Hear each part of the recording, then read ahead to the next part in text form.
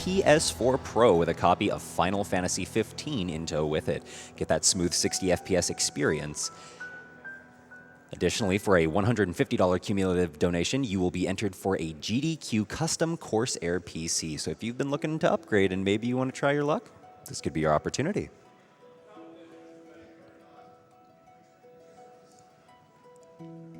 And once again, I'd like to give a huge shout out to one of our sponsors, the Humble Bundle.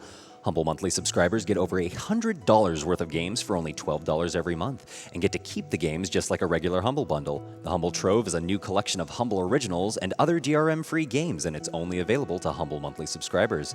The Humble Store offers over 5,000 games, and Humble monthly subscribers get a 10% discount on store purchases. The Humble community has given over $98 million to charity so far. Humble Bundles, Humble Store purchases, and Humble monthly subscriptions all benefit charity. Humble monthly subscriptions and regular Humble Bundles both make great gifts. Individual Steam keys from any bundle can also be gifted to a friend, so make sure you check out Humble Bundle. All right, and without further ado, ladies and gentlemen, let's go over to Hollow Knight Any Percent Glitchless with Ourolen. Okay. Hey, what's up, guys? All right, so I'm going to start here whenever you guys are ready. All right, so 3, 2, 1, go.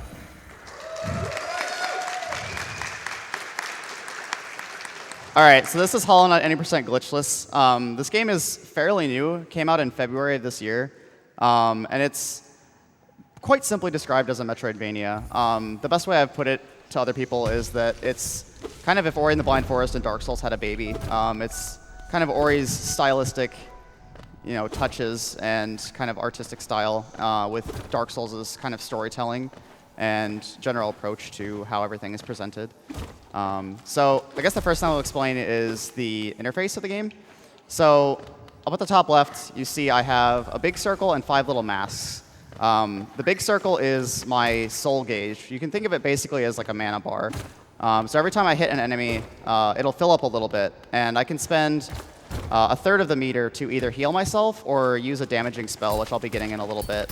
So that's one of the main things in the speedrun is balancing out whether I want to heal myself or be aggressive and actually be fast and do a bunch of damage. The masks are my health. They don't subdivide like they kind of look like they would, so every one is 1 unit of health. Everything in this game either does 1 or 2 damage to me. Most stuff is going to do 1. There are some various things in the game that will do double damage, but you aren't going to be seeing any of those in this category. So our first trip through the main city here, right after that light post in the background there, the game slows you down and forces you to walk through here whenever you're in here, and you can completely avoid that slowdown by jumping, so I'm going to be just jumping through here to avoid that. The other thing on my interface is that little like popcorn-looking thing with a number next to it. That is Geo. That's basically the game's currency and kind of experience system. Much like Souls games, whenever I die, a shade will be left behind. It's basically just a dark version of myself that will be carrying all the Geo that I was carrying when I died. That's actually going to be coming into play for one trick later in the run, but we'll explain that a little bit more when we get to it.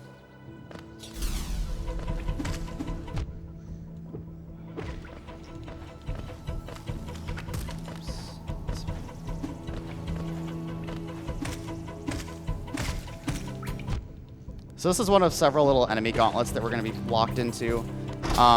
There's a weird bug with these that might come into play later, where if I use the spell that I will get in a little bit here, near the wall, it will sometimes just eat the spell. So I'm going to be avoiding being by the walls as much as possible in any of those little gauntlets where I'm locked in.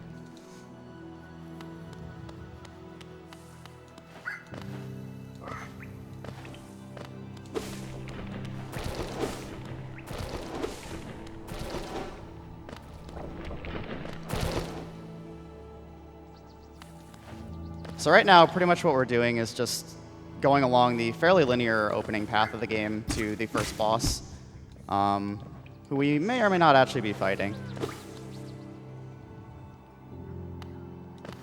Just gonna heal here. There's a weird bug in this next hallway where there's just like a random invisible wall above you when you're trying to jump over these enemies. and I'd rather not chance it. Okay, it didn't happen. It happens like 1 in every 100 times, but it's one of those weird things that you just kind of have to play around. So this is False Knight. This is the first boss. If someone wants to explain how False Knight works. Yeah, so False Knight's going to come down, and he has 3 phases that you normally have to go through by hitting his armor repeatedly until he flips over like that, and then his head will come out. After this, he'll like start doing this attack where he swings back and forth and knocks down meteors. But the thing about this boss is that you don't necessarily have to fight it. That wall will break open and you just go through it. We used to have to fight this guy because he drops an item that lets you get into a later area of the game from the left side. Because of some fairly recent reroutes, we're actually going to be going into there from the right side, and we don't need to get the item that he drops anymore, so we can just completely skip him. So here I'm going to be picking up the spell that I mentioned before. This is Vengeful Spirit. It's basically just a fireball that shoots out in front of me. It is as simple as it sounds. So to explain damage really quickly, my basic nail attacks will do 5 damage right now. This spell that I got right now is 15 per spell, and that'll later get upgraded to 20. So this is definitely going to be our primary source of damage for bosses and pretty much everything else. So this section here is pretty much a little tutorial of how to use Vengeful Spirit. There's going to be some enemies coming up that you have to damage with Vengeful Spirit. And if you try to get close to them to melee them, they close their shells. And they're like one of the key random aspects of this run, at least early on. They function much like eye doors in Metroid Fusion, where they kind of just randomly decide to let you damage them. As I mentioned before, you have to hit enemies to generate the soul to use spells. And these guys can just decide to never essentially shoot out enemies to get soul off of. And he's being a jerk right now. Oh my gosh. Okay. I think my worst record on those is 12 extra fireballs. So it wasn't quite that bad, but that was pretty rude. So now I got the first charm of the 2 that we're going to be getting in the run. And if someone wants to explain how charms work really quick. Charms are similar to badges in other games. Basically, every time you sit on the bench right there, you have a certain amount of notches, and each charm takes up a certain amount of notch spaces, and they all have special effects. Like the one he just got makes it to where you get a bit more soul every time you hit an enemy, and the one he'll be picking up later makes it to where all of his magic spells will deal a bit more damage. And so you can get more notch upgrades, which allow you to equip more charms as you go throughout. There's also a state that you can put yourself in called overcharming, which I'm not going to be doing in the run. It's kind of gone in and out of the route as we've changed things around. And it is a part of other categories. But if you have notches available but not enough to equip whatever charm you're trying to equip, you can kind of like jam it in there. And it puts you in a state of being overcharmed where you're still equipping the charm, but you take double damage from every source. And the true ending run of this game has to do that in an area where the enemies do 2 damage, and you're still at 5 HP, so you essentially get 1 shot. So a lot of these enemies here I'm killing just to build soul, which I need for a couple small tricks coming up. This actually be a good chance to explain the legacy of Daryl, if someone wants to do that. There's this kind of intended skip coming up. Normally, in order to get to this platform on the top left, you'd have to have the dash ability in this area.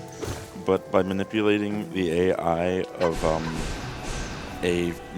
like a squib, it's like a mosquito thing that was down there, you could pogo off of it. And someone in Oro's chat called it Daryl. And now we don't even use him. He's been buried down there. Which is fine, because he's a jerk. So there's another one of those little turn around and shoot spells for momentum to skip a dash things right there. But I had to use 3 spells to get over the last gap. So I don't have enough soul left to do it here, which is unfortunate, but it's not a huge time loss. So I'm building Soul again here for a small mini-boss that we're going to get locked into in the next room. He isn't spawned right away, but he has a little, like, his head sticking out of the ground, basically. And you can shoot his head before he pops up. And now all we need to do is hit him once. And what I did there was I jumped above him to bait him into raising his shield above his head. And that allows me to just hit the front of him and completely avoid him blocking my shots, because otherwise he just blocks all my melee attacks.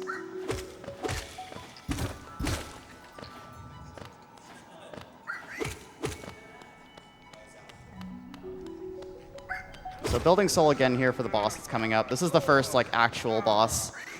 This is the boss that you actually fight twice in the main game, but we're going to be skipping her second fight, which is kind of a good thing. I'm not really a huge fan of the second fight. It's a really rewarding fight, but there's some funky things about it. Also, all this grass that I'm cutting is not important. It's just so ingrained in my muscle memory now that I just do it. It's fun. This is Hornet. She's not terribly difficult in the first fight. She has a few attacks. She dashes at you, she'll dive at you, and then she'll like do this attack where she whips her needle around a bunch. She doesn't move that fast in this fight. In the second fight, she moves ridiculously fast and also has a counter. She has this really annoying glitch where if you knock her down as she's charging at you along the ground, then her hitbox kind of just stays active all the time and does really weird things, and you can just die basically just by being near her. It actually did happen there, but it deactivated itself, thankfully. Yeah. They actually did fix that in later patches. I'm running on a couple patches old now for the sake of one boss that's coming up later in the run. We'll talk about that a little bit more when we get to it. But so the upgrade we got from Hornet is the Mothwing Cloak, and what that allows us to do is dash, and this is going to be our primary form of movement as far as going fast.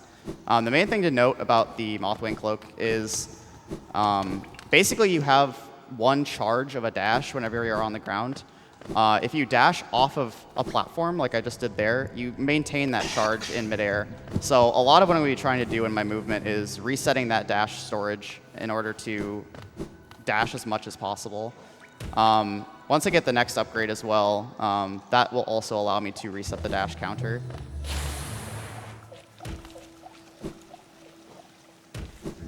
So it'll also be a good time if someone wants to explain how or what I'm doing with the menu.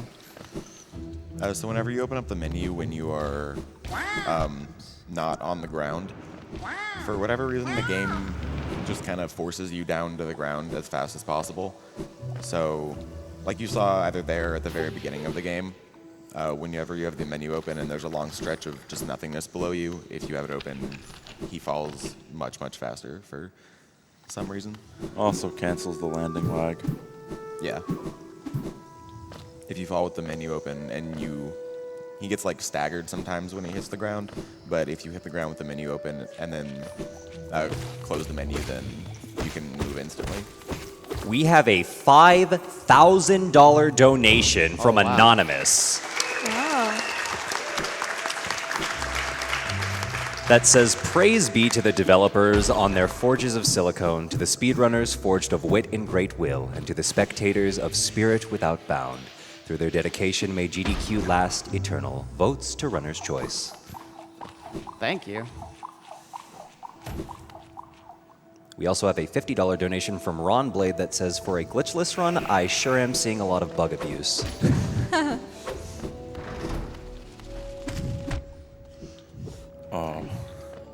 So what I was trying to do there was pogo up onto the platform up to my right. And it saves having to walk around here. And it saves about 10 seconds or so. But the other little wasp thing got in my way, so I guess they're mantises. I should respect the lore.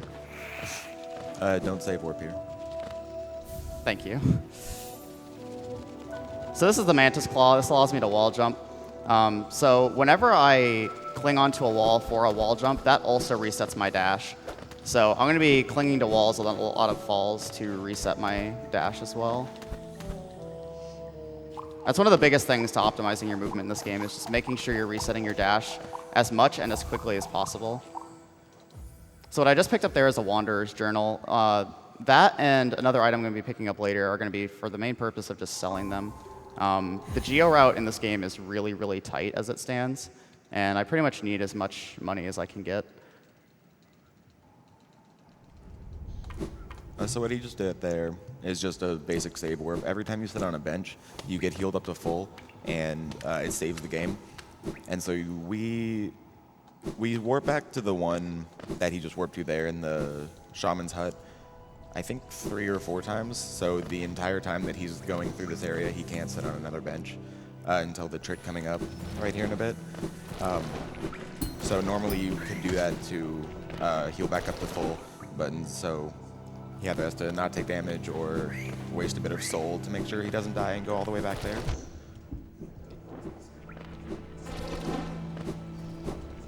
We have a $50 donation from Kaiser43 that says, Hollow Knight is my favorite game of 2017. Glad it's here at the marathon. Good luck on Broken Vessel. Hate to disappoint, but you won't be seeing Broken Vessel. We have a $50 donation from Emperor Emblem that says, Hollow Knight is truly a beautiful game. It's a shame that I just haven't found the time to play it. So the thing that I just paid Geo into right there was a stag station. There's going to be a few of those that I'm going to open up across the run, and those are basically fast travel points. We used to unlock that one earlier, but you had to go out of the way for more Geo early on, and it ended up being faster to just get it now when you have Geo anyway. This is also the first boss you're supposed to fight, technically, but we're coming back here now, and we just kind of destroy it.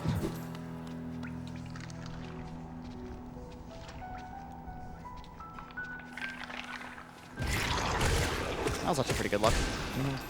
So when this thing explodes, it releases all those enemies, and where those enemies are is essentially random, and you can really just get super unlucky as far as where the boss dies and where the enemies spawn.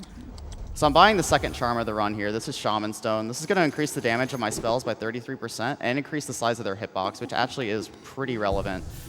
This allows them to double hit certain enemies and bosses, which is extremely important in several fights. The damage he just took was intentional. Yeah. So this is the trick I mentioned earlier that involves us dying. And you'll see why in just a sec. Oh no. I beefed it. Did you intentionally not equip Shaman Stone when you said Yes. Okay. It's a new setup for this.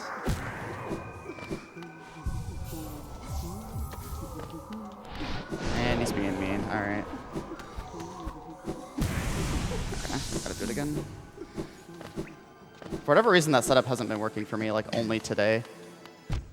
But it saves, like, 2 seconds to equip Shaman Stone there instead of doing it when you first sit down. I'll just do the old setup and it'll be fine. This doesn't waste too much time to mess up.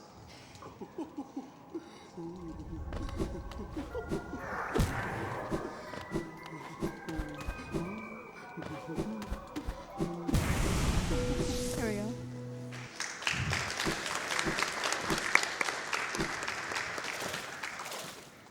So the main purpose of that trick was to skip an area called Crystal Peak.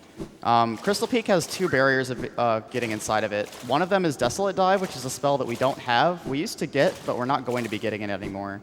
Or the Lumafly Lantern, which costs 1,800 Geo. And in case you weren't paying attention to my counter, I'm not anywhere close to that, and I'd have to go way out of my way to farm for that much. So that allows us to skip basically a whole out-of-the-way section that we used to do. And it saves a decent amount of time. The main purpose of going through Crystal Peak is to get the item that I'm going to be getting next, which is the Dream Nail, which is essentially the big plot focus item. Also, this cutscene can soft lock if you're standing too far to the left, and a lot of people have figured that out the hard way, and it's been pretty brutal. It's the best. He just kind of floats there. Yeah, so if you are standing too far to the left there, as soon as like this part of the cutscene triggers, you kind of are just stuck in a falling animation when everything else is trying to go on, and it just soft locks the game. You can't do anything else.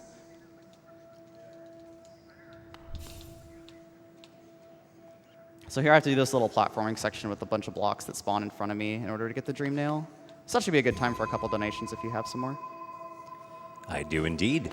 I have a $20 donation from Seb118 that says this donation reader has a great voice, pronounced that Japanese name like it was nothing, and has no shame. I hope he wants to kill the animals, because I do. We also have a $20 donation from Red Hot Chili Tester that says I was supposed to go to a July 4th party today, but I had some minor car troubles. So I wanted to donate the gas money it would have taken me to go to, and from that party, to an awesome cause. Rock on, runners.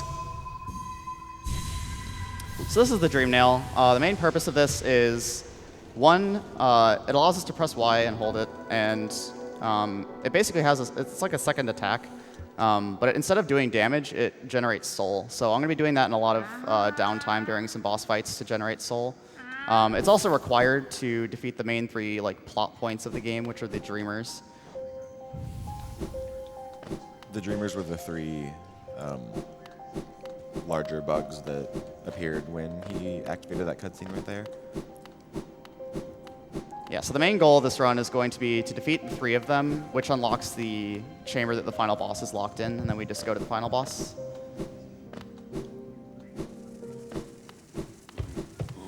We have a $150 donation from Luminous Path that says, love SGDQ, keep up the wonderful work, guys. I look forward to everything you guys do every year. We also have a $200 donation that says, I am donation from Everon towards Runner's Choice. We have a $150 donation from DaxiCab that says, they're going to live on, they're going to survive. Today, the Pixels celebrate their Independence Day. So this is the area that Aura was talking about earlier, that if you kill False Knight, then you get a crest that allows you to enter this from the left. But because we did that skip, that allows us to enter from the right. We didn't need to kill False Knight, and so we entered from the top. We have a $500 donation from Team Cherry that says, good luck with the run, Oro, and thanks everyone for watching. Honored to be a part of it all and glad we could help out a decent cause. Thanks, guys. Shoutouts to Team Cherry. They're the devs of this game, in case people weren't aware. They've been pretty cool as far as communicating with us about various things. They also called me a boyish heartthrob, which is pretty flattering. True. We have a $72 donation from Gradient that says, don't leave Zote. Or do, it's a speedrun, so just go fast. Kill the animals. You might like knowing that there actually is a category for saving and fighting Zote in the Coliseum, and that's all it does. We didn't even mention Zote. Yeah, we didn't. So right before Hornet, there's our good pal Zote that we can save from a big bug. And there's basically a little side quest with him, and he totes himself as the greatest warrior around, and when you fight him, it's kind of just nothing. He turns out to be a complete joke. He's kind of the token joke character of the game. If you heard the wall walking to Hornet, the squirming, struggling noises, that was Zote. Oh yeah, also what I just did there, skip double jump entirely. There's just a piece of the environment that you can pogo off of, and it just entirely skips having to get double jump. That's the only thing you need it for. We have a $20 donation from Arctic Revrus that says, hey, Oro, these bugs are cute. Is this the new Bomberman Hero patch? Hi, Arctic. So this enemy, I have to be very careful to not touch the ground near him, because his AI will activate and not allow me to just pogo on him like this. I also lost count. Think that's enough? Okay, that's a little bit too much. So you have to pogo on him 22 times and then hit him with 3 spells, and that's enough to kill him.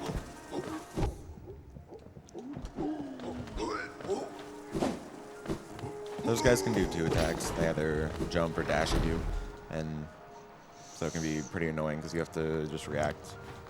You have to wait there and just react for whichever so you don't get hit by it. So the main thing I'm going to do right now is going to the nailsmith to upgrade my nail.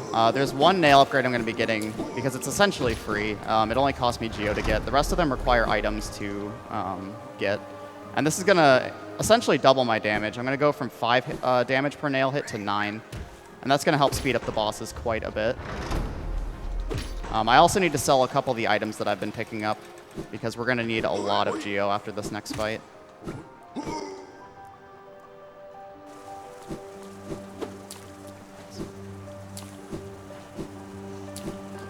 So I'm basically picking up the last item I'm going to be selling here.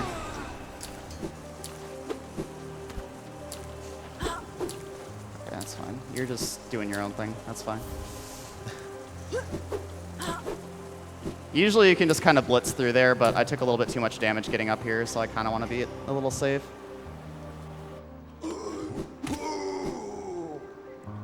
We have a $5 donation from Cuboid that says, I'm not sure how this can be glitchless when this game is just completely full of bugs. Jokes aside, keep on trucking. Oh, Paul. So this is Lem. He's an NPC that really serves no purpose except to buy several items that are in the game for no purpose but to sell. So as you can see right here, we're getting a lot of Geo. And this is the main way we're funding ourselves. Because the Lumify Lantern, as I mentioned before, costs $1,800, which is a huge amount compared to literally anything else you have to buy in this game. And it is entirely required. There are 2 little toll booth things in dark rooms that you have to interact with. And the only way to interact with them is with having the lantern.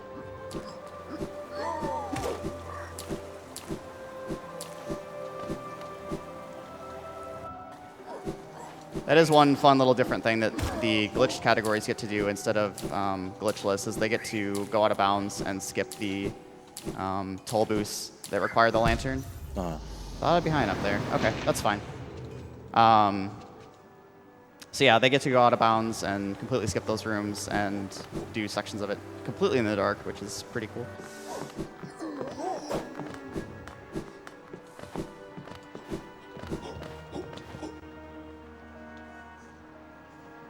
We have a $50 donation from Neo Sam that says, hey guys, greetings from France. Had to donate for one of the best games I got this year, Hollow Knight, as I intend to speedrun it myself sooner or later. Good luck for the run, and keep up the great work, SGDQ friends. I guess it's a good window, too, to plug our Discord. So if you go on speedrun.com and go to the Hollow Knight page, there's a link to all of our resources, as well as the Discord. And all you have to do when you enter the Discord, if you're interested in speedrunning this game at all, is to type .gr space speedrunner, and that will give you the speedrunner role in the Discord, and that lets you see all of our different channels. And there's tons of people for every category that are perfectly willing to help you out, including myself. There's also other channels for, you know, art and discussing the game outside of speedrunning as well. So even if you just like the game a lot, feel free to hop in. We have a $300 donation from Friend on 5 that says, glad to see Hollow Knight, one of my favorite games of all time at SGDQ. Happy to support a good cause with some great players and commentators. Shovel Knight hype!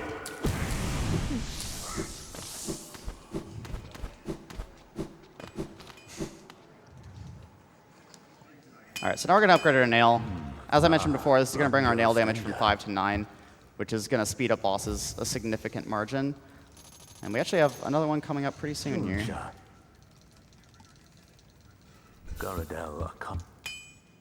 This is one of the conceivable improvements for this run as well, is completely skipping this nail upgrade. But it also kind of requires getting a charm that you can get at the beginning of the game called Fury the Fallen, which is essentially the red tearstone ring in Dark Souls. If you're at 1 HP, it multiplies your damage by 1.5 times. That was later buffed to 1.75, but in this patch it's still 1.5. And that's like, on paper, the next move to improving the glitchless run, but no one's really been insane enough to push that low with it at this point.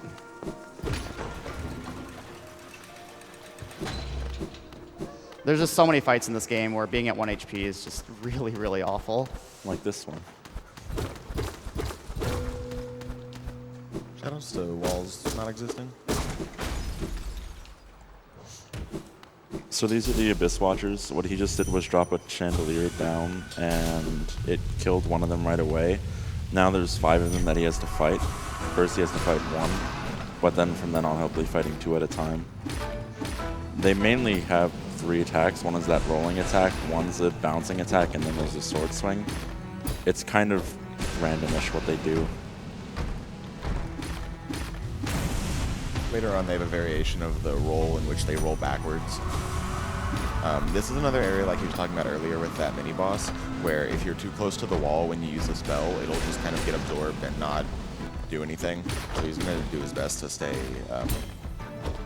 near, not necessarily the middle, but you just can't be pressed right up against the wall. Stay on the ground, friend. Yeah, this is a huge random point of the run. It's just whatever these guys decide to do. Ideally, they stack up on each other as well, and if they don't, you lose a bunch of time. And then they just kind of do that, where they just like twist back and forth. I'm happy to announce that the Shovel Knight Spectre of Torment Vito's Big Break incentive has been met.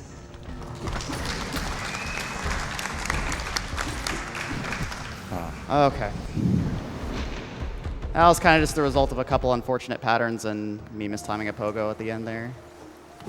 Bouncing is pretty much the worst of the attacks because it has variable length, and then you get the patterns where one of them will bounce as the other dashes across the bottom, and you kind of had nowhere to go. Yeah, it's definitely the main thing with this fight is just hoping that you don't get a pattern that you have to get hit by.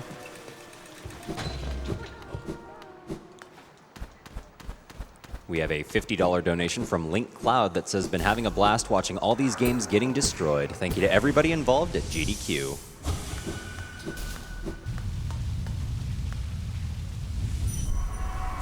We also have a $10 donation from Anonymous that says, donating more as the runs continue, but couldn't help throwing some money in during Hollow Knight. Thanks to the developers for this awesome game, the runner for this awesome run, and the announcer and crew at SGDQ for this awesome event. So a small thing you may have seen when he used the Dream Nail is the text that comes up. That's a small thing the developers added as like a lore point, I guess. Each of the bugs in the game have a different dream, I guess, that when you ever use the nail, it brings up text. It's different for, I believe, every bug. There's a different 2 or 3 text boxes that'll pop up, which are pretty cool. This fight used to be a lot easier in this run because of a spell called Descending Dark where you would just like do this body slam downwards, but it would give you so many invincibility frames that you just wouldn't get hit. Yeah, Descending Dark, when that was still in the route, because of the amount of iframes you get and the amount of damage it did, it made most of the bosses pretty trivial. It's like not even iframes, it's eye seconds. Yeah. We have a $50 donation from Cyril that says, had to donate during the best game of 2017. Put my donation towards Runner's Choice. We also have another $50 donation from Max P that says, greetings from Germany. I've been watching and donating for several years now as you guys never cease to amaze and entertain. Keep up the good work and best of luck to all the runners. That was a really good fight. Yeah, that was much better. It sucks that the fight's so pattern dependent. And also, I'm pretty sure you were intended to be a lot stronger when you did the fight the first time. Yeah, we're getting to the point of the game where you were intended to do a lot more before you fought these bosses, and we're pretty weak for this point of the game. And we don't get any stronger. So that doesn't Nope, help this is much. as strong as we're ever going to be. Yeah, just to give you an idea of just how much HP those guys have. So I mentioned my nail does 9 currently. My spell currently does 20 because of Shaman Stone. Each one of the Watcher Knights, each one of the 5 has 200 HP. So they take quite a lot to chip through. All right, so this is the first of the 3 Dreamers. We're going to get a cutscene here that shows the mark resembling their mask unlocking on the final boss's tomb, essentially. And after each one of these Dreamers, it hard locks our save point, so I can't save warp out of here. I actually have to manually walk out.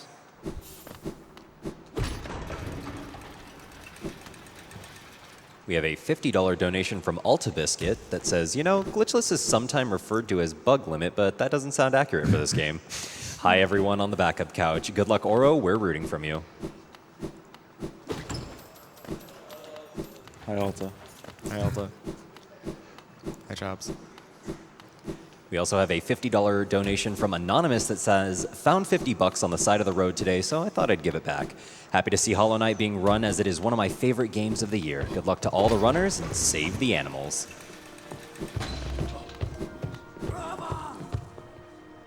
Just to show this game a little bit more too, this game is amazing. Like, I believe it's still on sale on the Steam Summer Sale, if I'm not mistaken. Maybe it just stopped, I'm not sure. But this is you're gonna get so much time out of this game for how cheap it is for an indie game, honestly. And the devs put so much like tiny detail into everything. This is just one of those games that you kind of just owe it to yourself to play. We have a $10 donation from Spencer Will that says, hey Oro, just wanted to support you a bit during this run. Glad I got up in time to see this, and I wish you the best of luck. Thanks, Spencer. So that jump I tried to go for there is really tight. It involves dashing and then jumping off the platform at a specific time, and then you can wall jump off at that little edge there, but I missed it. It doesn't waste too much time to miss, so it's kind of just one of those things you go for, and if you get it, you get it. So now I'm finally going to be heading back and buying the Lumifly Lantern and heading to Crystal Peak, since we can finally afford to do so. This is our good friend, the Stag. He's going to take us back to the main hub.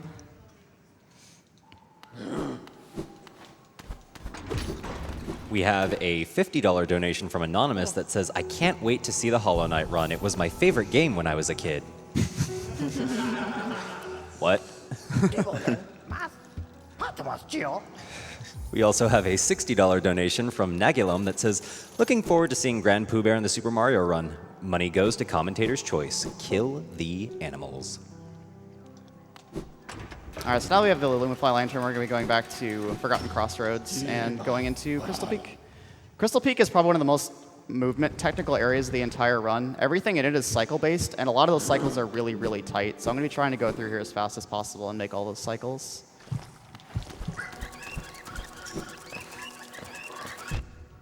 Also, Forgotten Crossroads is a little messed up now.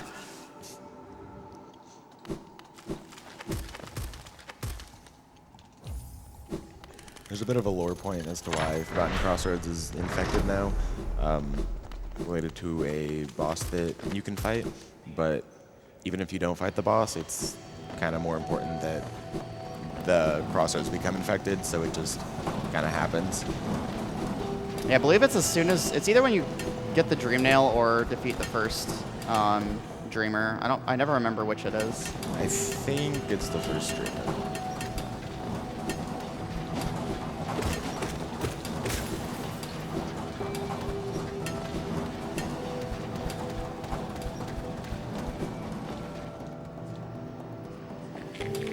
Also, we just saw a little grub friend over there. Someone want to talk about grubs?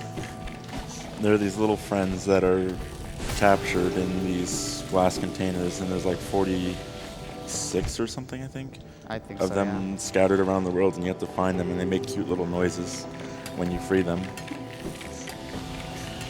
And then Papa Grub gives you a bunch of rewards for saving his children, and then lets them live out their lives. Yeah, let's just say there's a nice little surprise for you if you save them all. Yes. It's real worth it. I recommend it. It's pretty good. We have a $50 donation from Zote the Mighty Oh, that no. says, I am Zote the Mighty, a knight of great renown. I wish you good luck, but it's better to rely on you. It's better to rely only on your own strength and make no mistake. That last part should be obvious, but sometimes people forget and make a mistake instead. Don't do that. So if you save Zote, he gives you a bunch of his infinite wisdom in his... How many precepts are there? A lot. I should have remembered them all. Yeah. You get a cool reward if you listen to them all, so I recommend you do that. It's a good usage of your time. We also have a $50 donation from Anonymous that says, Greg rules. Shouts to Greg. Got cups on my ears? All right, so this is the Crystal Heart. This allows us to essentially what a lot of people refer to as super dashing. It's very similar to Shine Sparks in various Metroid games. Essentially, what I can do is hold the left trigger to charge up a charge up a dash, and I just shoot horizontally really, really fast. And this is one of the fastest forms of movement for long stretches without a lot of platforming at this point. I believe when I timed it, any time you would have to dash 4 times is when Super Dash would have been faster instead. Yeah. Which is most rooms from now on. It also does damage to things, which is pretty nice at this point. We have a $150 donation from the Lawful Geek that says, this summer, I can finally do more than just watch the amazing runs and donate a bit for the cause. As the amazing people and Doctors Without Borders do what they can to save lives, so should the runners save the animals. We also have a $250 donation from the Fifth Matt that says, Hollow Knight is my favorite game of the year, and it's being run on my birthday to boot. Couldn't ask for a better way to start my day. So there's a little sequence break right there that a lot of people actually find on their first playthrough and are very shocked when they learn that it's not the intended way to get here. So you get an ability later on in the game that allows you to swim in the like infected water, but there's a gap right there that you can Neat. you can dash while you're clinging onto the wall, and there's enough space under there that lets you wall jump up. If we didn't do that, we'd have to go fight another boss, go through another area where we're not going to be even going to see, and fight probably my favorite boss of the game. And I kind of miss him. He was really fun. But shoutouts to Dung Defender. May his soul rest in peace. They even fixed his music eventually.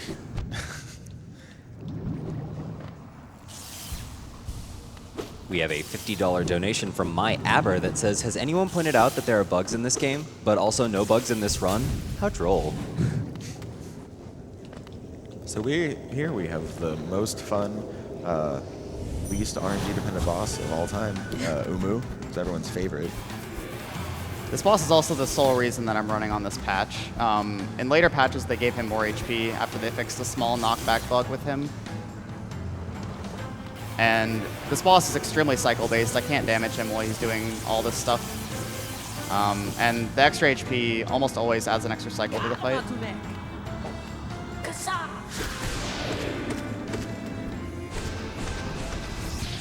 So you can see when he just hit him right there, he just kind of went flying across the platform, and is unintended, and so that's what they fixed.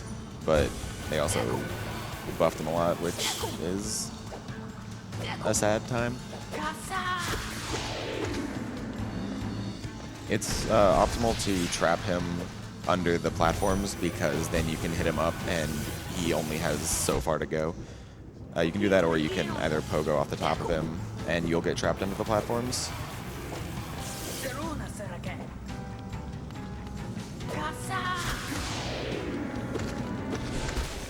Okay. So there is a pretty decent setup for two-cycling him, but I dropped one, or the one nail hit knocked me back too far, and I fell off the platform, which kind of screwed everything up. It's very positioning dependent as far as like baiting him around, and if you mess it up even a little bit, it gets real hairy. But that was still a pretty decently fast 3-cycle, so. Yeah, that was good. So this is the second Dreamer. This is Monomon, who is in a giant test tube. I don't remember why. We have a $30 donation from Kaiser that says, shoutouts to the Late Night Teen Cherry Lounge family in Adelaide. Hope everyone enjoys Hollow Knight. Let's go Doctors and not Borders.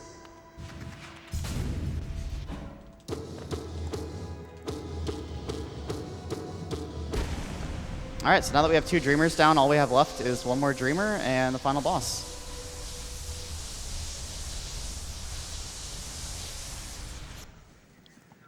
We have a $50 donation from Koi that says, happy birthday. Money goes towards runner's choice, not save/kill.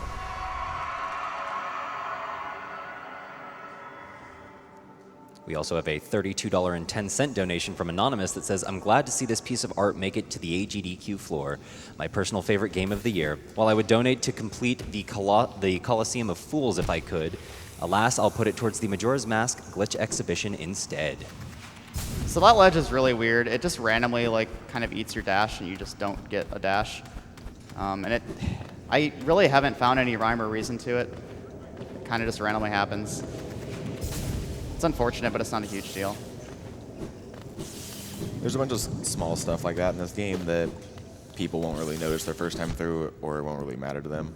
But affecting us every run. It can be pretty irritating. Thankfully, the devs have been pretty on top of fixing stuff in a pretty timely manner. Yeah. We had one of the main things that Discord was good for in the early days was we had a bug report little thing that we had, and we still have it, but it got a lot of use early on, and that was how we reported a lot of stuff, and it got fixed like almost immediately, which is really nice to see.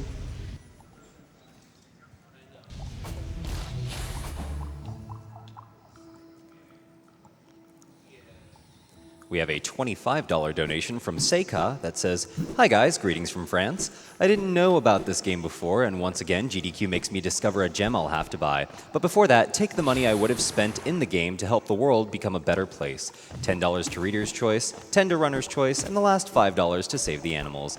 And another $25 donation if the reader can pronounce my name correctly." So there's actually another path you can take to get to this final Dreamer that saves about 26 seconds if you get another one of those little acid water skips pretty quickly. Unfortunately, I didn't have enough time to get it consistent enough to where I would have liked to do it in the marathon. But it does save a good chunk of time, but it is a lot riskier.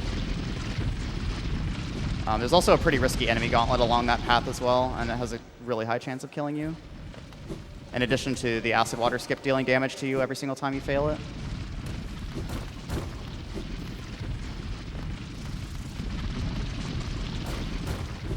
So this is Deep Nest. This whole area's gimmick is that it's a huge labyrinth maze thing. And this is probably one of my least favorite areas casually, just because it's a pain to backtrack through. But it is a really cool area, and it's really kind of creepy.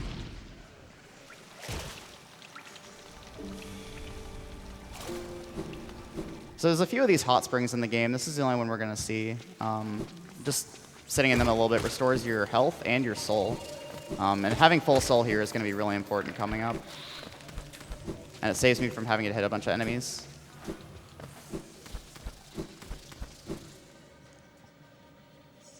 So this is one area that's the main benefit to having the Lumify lantern. If you're going through here without the lantern, which you can do, the entire area is pitch black and you only get a small little faint light around you, and it's really, really hard to navigate.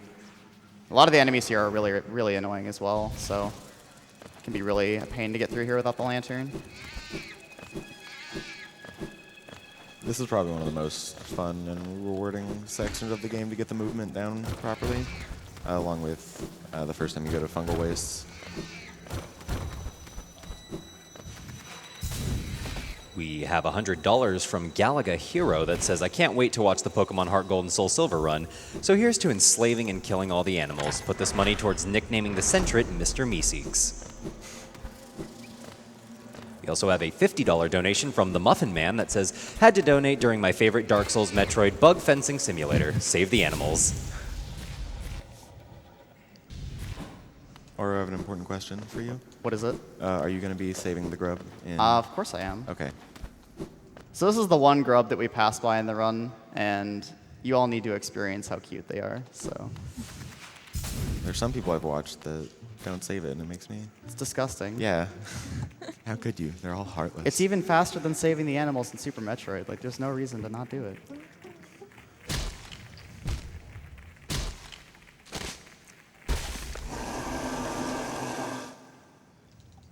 So this is Beast Den. To enter, we have to get on that bench, and these weird cultists will strap us into this big spiderweb cocoon that is Beast Den. There's And- also a secret entrance, but you need double jump. Yeah. In pretty much every other category of this game that is one of the longer categories, you can skip this entire area, and it's really, really nice. It's also pretty unfortunate. You can't damage boost through these enemies, these devouts. They have really large invisible walls just like planted on their face. And if you try to damage boost through them or go over them very slightly, like they'll just block you, so you actually have to kill them. They take like 4 fireballs in 3 hits, so they're pretty time-consuming just to deal with. They also do a lot of damage to you too. They do 2 damage with their little scythe swing thing, so I don't know why I try to do that. You can hear the grub crying. Be free. There he goes. We have $40 from Venison221 that says, Hollow Knight is my favorite game ever, and I was so glad to see such a huge speedrunning community crop up around it. Thanks for bringing it to SGDQ. Yeah, this game's been extremely active from day one. It's been really cool to see, and we've had nothing but new people coming into the Discord seemingly daily. Yeah, it's been really cool seeing the Discord and the run evolve over time as more people join and figure out optimizations.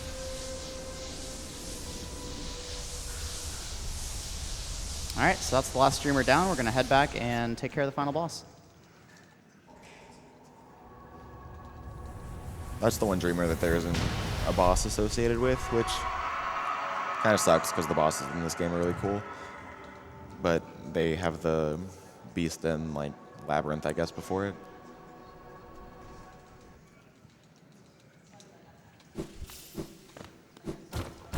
We have a $50 donation from Kit that says, donating because I love SGDQ and AGDQ and the runners. You've kept me entertained and amazed for over 5 years, and I donate every time. I also mentioned earlier, I think the geo route is really, really tight. So I need 250 geo to finish the run. I'm at 257, and there isn't anywhere else to really pick any up from this point on. So there's a couple backups in Beast Den if I needed them, but it worked out perfectly to where I didn't need them. It's like, what, 20? There's a 20 and a 40 that you can get. Yeah. You can also kill extra devoutes because they give you 43 apiece. But that is kind of a last resort since they take so long to kill.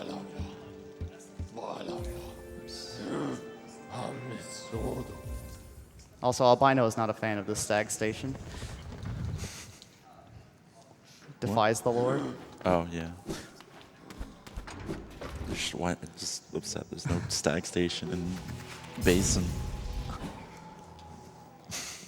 Yeah, so technically Deep Nest isn't supposed to be part of the Kingdom of Hollow Nest, so it's kind of weird that there's a Stag Station down there.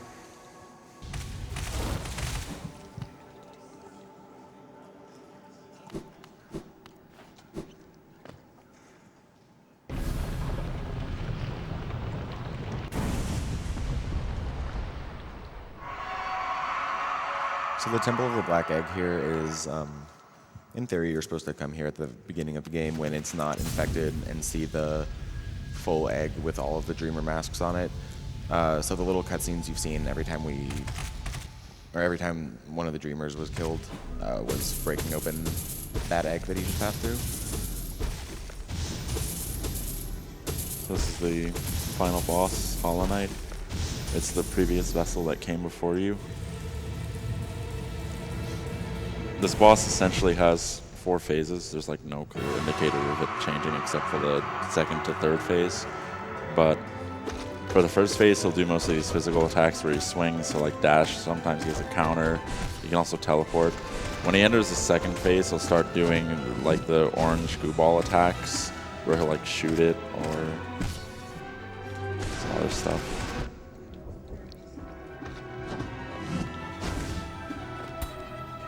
So he can dash.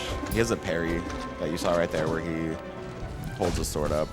All right, he's in the second phase now because that attack he just tried to do is part of it.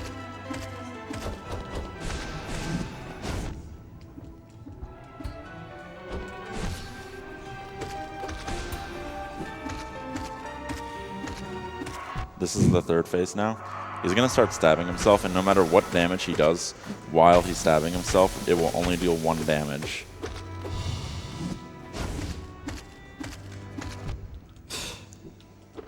Thanks for being a friend.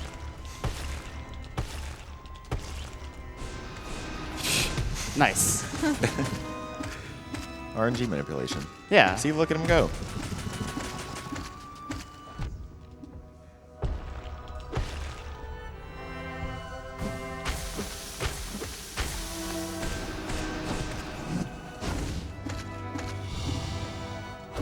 Fourth phase should be coming up pretty soon. It's yeah. Now all of his attacks are just kind of like sad, limp, and slow. This is his most weakened form. He just kind of stumbles around. All right, there we go. And time is coming up pretty quick here.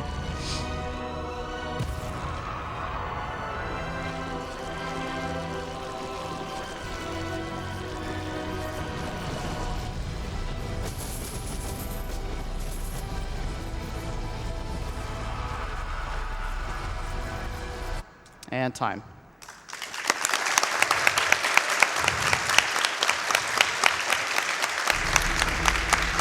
Yeah, so that was Hollow Knight.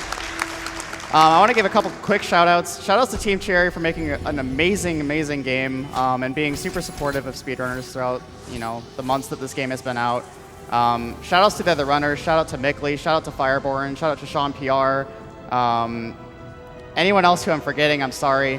I actually held the record in this category for a decent amount of time, and then about a month or two ago, a runner by the name of Fireborn kind of came out of nowhere and started just destroying this game and kind of took over after I took a little break and started pushing the game down even more. And since then, the game has just been nothing but booming. Shout-outs to Monster, who's helped me put a lot of work into routing the other categories for this game. Between the two of us and a couple others, we put a lot of work into routing 100%. This game has just a lot of category potential, and it's a really great speed game. So yeah, I hope you guys enjoyed it.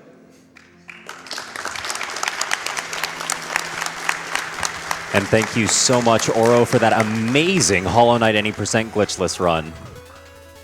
By the way, we have a $150 donation from Jeff216 that says, first time donating, love Hollow Knight and Shovel Knight, save the animals, and the rest to runner's choice.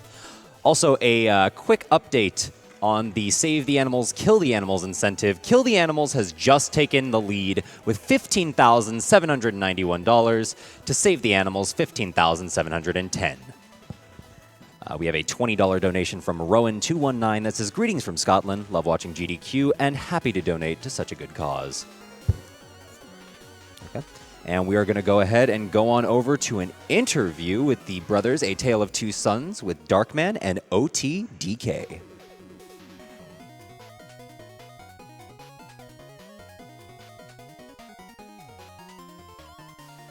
Hey guys. All right, guys. Welcome back to Summer Games Done Quick 2017. I am Darkman, and with me here is my good friend OTDQ. Many people commonly know him as Kevin.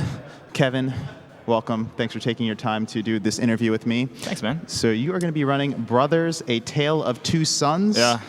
First question everybody has on their mind, what the heck is this game? So if you're unfamiliar with the game, it's often described as a single-player co-op game. So if you imagine a controller in your hands, your left hand is stick for movement and trigger for use. Your right hand is stick for movement and trigger for use for two separate brothers. So the whole game is like full-on pat your head and rub your tummy at all times, right? Uh-huh. So it's a bit of a bold design choice, but it's like a triumph. It's a masterpiece of a game. I love it. So with that kind of like movement, do you find yourself like just like awkwardly moving in like the wrong direction with the two characters? Because for me, I feel like if I had to do both of this, I couldn't. Yeah, so I guess it's worth saying, I work in game dev, right? Uh-huh. So I totally appreciate how bold a choice it was to even do that in a game. It's a lot to ask of a player to do that the whole time, right? Right. So they did a pretty good job actually of kind of coaxing people into understanding how to best move. Mm-hmm. So the very first thing you do is you have your sick dad in a wheelbarrow. It's like a double-sided wheelbarrow, and you both grab on. So right away you're kind of tethered, and it's hard to split apart, right? So you kind of learn to move together as one, and then later on you start doing more and more complex movements. Okay. So tell me, how did you end up deciding on this game to speedrun? Because again, it's like a game nobody knows. Right. So it's a pretty obscure game. It was on a bunch of Game of the Year lists back in 2013, and that's actually why I played it in the first place. Because somebody I respect a lot, said, "Go play this game right now." And for those of you out there who have played the game, you might think why would you speedrun this game? And I almost don't want to spoil it for those who haven't, because again, as a dev, go play the game. It's so freaking good. But the reason I play it is, so here's why the speed game is so interesting to me. So the whole game is all about cooperation, right? There's many themes, but the biggest theme is cooperation. Mm-hmm. And so the whole thing is all about get from point A to point B with the two of you. Both of you need to progress at all times. So you get too far ahead, they're like, hey, come on. So you have to go together. And what's so beautiful about this speed game is that fundamental core theme persists. So if you want to glitch something into the sky and fly away, you got to work together, man. It's really kind of poetic that way. Sure. And do you think that aspect of that co-opness in which you have to be together or you're dead, do you feel like that kind of enhances it, or does it kind of limit the game as a speed game? So I think there's kind of two kinds of speedrunners. Uh-huh. There's those who want to just grind away at kind of the established route and just get that 10 tenth of a second faster, Sure, like sure. Darbian, for example, right? Sure. And then, for example, like for the same game, Sock Folder is like, let's Right. find like the Right. flag glitch, right? Right. And they put those hours into like finding the tech. Uh-huh. And it's like a Venn diagram with the middle being kind of like guys like Skater from Ocarina of Time, who's like doing the work and then getting records too, right? But I think that from a standpoint of like if it's better or worse, I think it's just different. Because I mean, you have to look at the game in a very, very different way. And like I'm very much in the glitch hunting side of things, and to be forced to look at, for example, getting out of bounds in this game, it's very different than every other game I've played, because like for any method for getting out of bounds, it's got to work twice, right? So there are many methods for getting out of bounds in the game where like you can't, it's useless because it doesn't work twice, right? Right. So you are, of course, in game development. For those who don't know, this is Kevin from Power Up Audio. So he's part of our audio team for SGDQ, kind of making sure our stream sounds really good. So thank you again for that. Cheers, man. But from that side of the aspect, you know, in game development, do you find that like that gives you like an advantage in kind of like looking into like how a game operates, and does that kind of help you maybe find something that maybe somebody else might not be able to? I mean, maybe in some sense, like I work in sound, right? Yeah. So I mean, it's not like I'm not a programmer, for example. Right. But working in game dev with a variety of teams, you tend to kind of get a window into how different games operate, and at least understanding things like logic structures, and like you kind of you can get into like the Unreal Engine, understand what's happening under the hood a bit at least.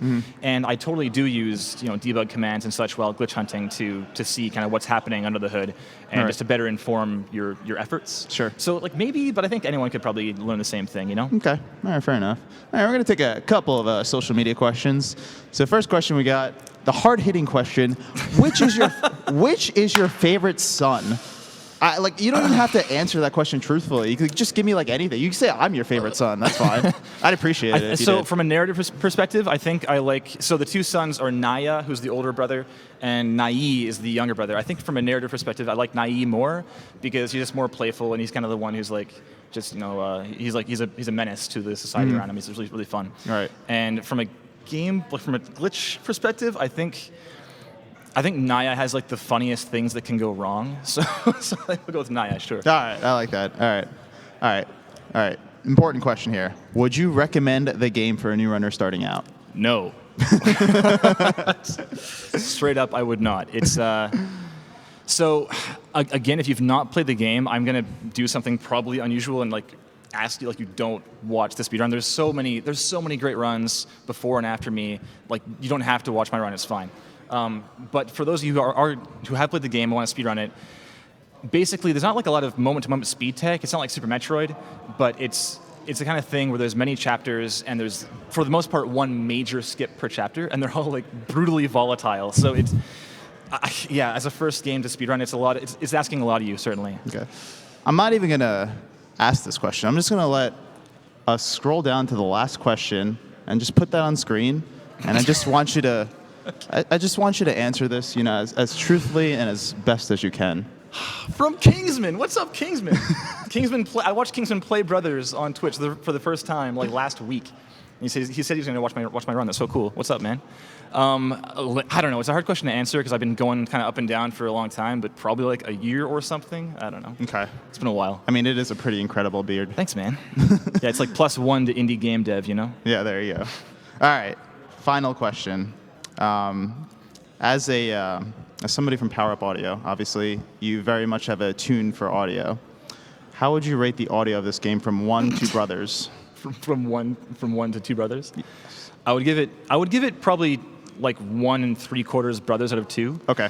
It's the soundtrack is by this fellow Gustav Grefberg, and it's brilliant. He did a Butcher Bay as well from Starbreeze and like Enclave back in the day. He's super good.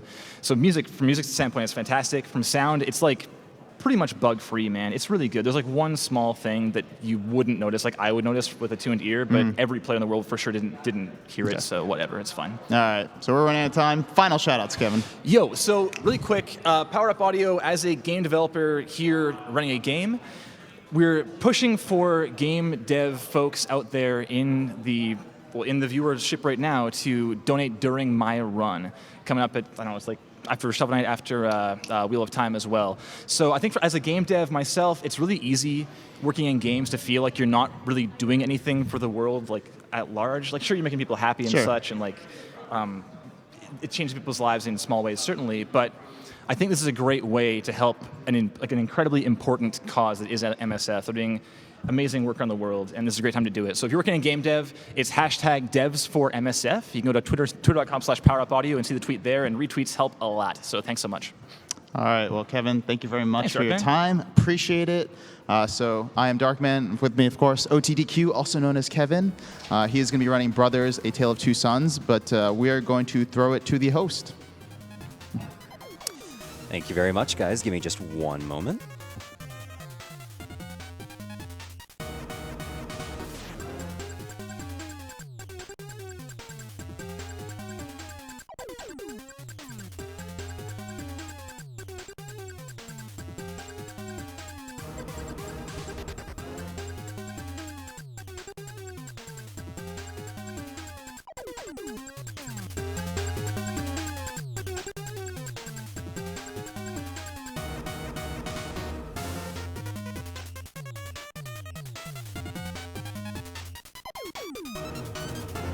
We apologize for this. Give us just one moment. We're having some minor difficulties.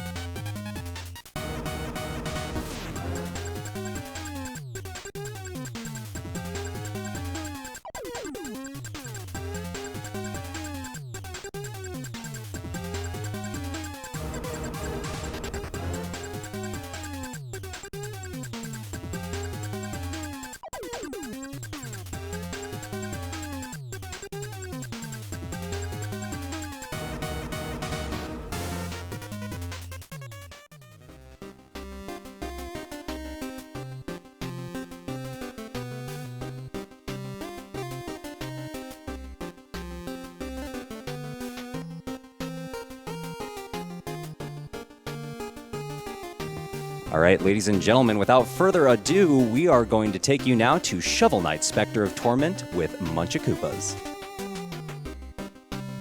Hello, everybody. All right, I need a file name and an armor color. If anyone can help me out with that. Actually, Tenmachi, can you get me the, Yeah, just a sec. Thank you. Okay.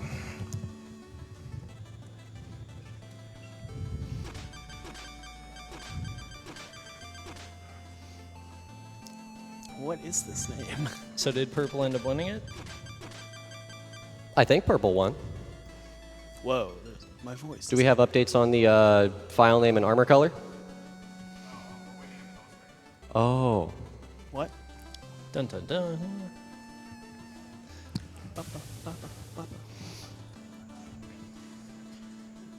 Perfect. All right. All right. Hey, very nice. Huh? Oh, to count down? Or... have Bubbles do it. Hi, I'm Bubbles Del Fuego. Hello, Bubbles. Hi, Bubbles. This is my first time hosting, and I'm super nervous. You can do it. Munchacopa, you can do this. I'm gonna count you down from like 8. 8. All right. Yeah. But Good number. Good number. Yeah. Do we have the armor color and file name, though? Oh, of course. You know. Doesn't matter. You're gonna be purple. All Excellent. right. All right. And the file name is Greg Rules. Okay, I'll spell you through it. Yeah. So far, so good. No, wait. Two G's. I can't fit 2 Gs. Okay. It's 9 characters. Yeah. RULZ, and then okay. Nope. I can do Greg Rules O. Can you do Greg All right. Yeah, RLZ? Greg Rules K. Okay, Greg Rules K. Greg, you got it. We did it for Greg. All right. All right. Are you ready? I am ready. All right. 8, 7, 6, 5, 4, 3, 2, 1, go. All right, I'm Munchie Koopas. Joining me is Not So Newbie and Tenmachi to my right. Hey, what's going on? And I think this is Shovel Knight. I don't know. This looks different. This looks remarkably spooky. Something's going on here. So this is the new character, Spectre Knight. He can cling to walls and dash off of enemies. And he runs a little faster than Shovel Knight. He doesn't jump as high, though. And most of the, all the levels have been completely redone to suit his mechanics. And as you can tell, the music is also, it has a new spin. And most of the first level is just basic mechanics, dash off of lanterns and other stuff to teach you how to play the game. All I'm really going to be doing right now is focusing on getting money and these skulls. The red skulls are used to buy Spectre's relics, or curios as they're called, and we'll get to those later on. And Spectre's jump also destroys blocks and other destroyable objects. Looks like we have a special guest. We have Ian from Yacht Club Games. Oh boy. On call. Hey. Hi, everyone. How's it going? Ian, hello, Ian. Hello? Am I coming through? Hello? Ian, are you alive, my friend? I'm here. I'm talking. Hello, hello, hello. Hey. Hi, Ian. How you doing How's this it going, morning? Ian? Okay, I'll just talk a little bit louder, I suppose. Why Hi, Ian everyone. It's great to be appears. here. Thank you for joining us this morning, friend. Yeah, thank you. It's really thanks for running Shovel Knight and a part of it here. I don't know, this mastery of video games come together both on a game-by-game basis and as a community at events like this. So thanks for letting me join and be a part of it.